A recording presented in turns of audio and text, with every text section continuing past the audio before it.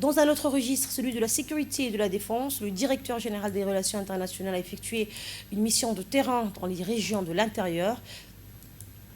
Le directeur général des relations internationales, le colonel Ibrahim Zakaria Cheikh, accompagné de ses collaborateurs, a effectué une mission de 3 jours, du 22 au 25 juin, auprès des unités prépositionnées de l'armée djiboutienne dans les régions de l'intérieur.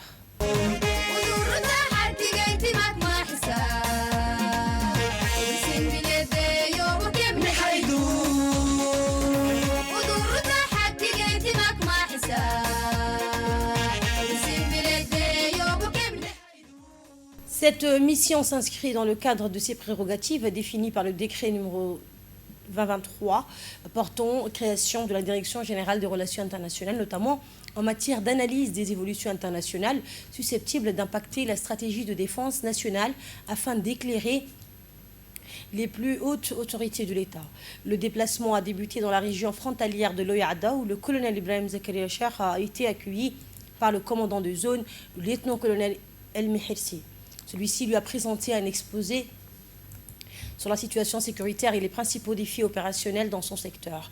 Le directeur général s'est ensuite rendu sur plusieurs postes d'observation frontaliers, notamment à Dagadamer, Torabora et d'autres positions stratégiques assurant la surveillance des mouvements transfrontaliers.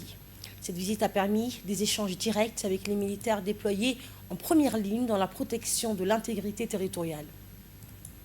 La lutte contre la contrebande et la régulation de l'immigration clandestine. Le colonel Ibrahim Zakaria Cheikh leur a rendu hommage pour leur engagement et leur professionnalisme en cette période marquée par la célébration du 49e anniversaire de l'indépendance nationale. Le directeur général s'est également rendu au bataillon d'intervention rapide dans la région de Al-Irne, où il a été accueilli par les autorités locales et les notables de la région. Après les honneurs militaires, les éléments du BIR ont effectué une démonstration de leur capacité opérationnelle, incluant une simulation de sécurisme au combat, ainsi que des exercices de techniques d'intervention rapprochée et de corps à corps.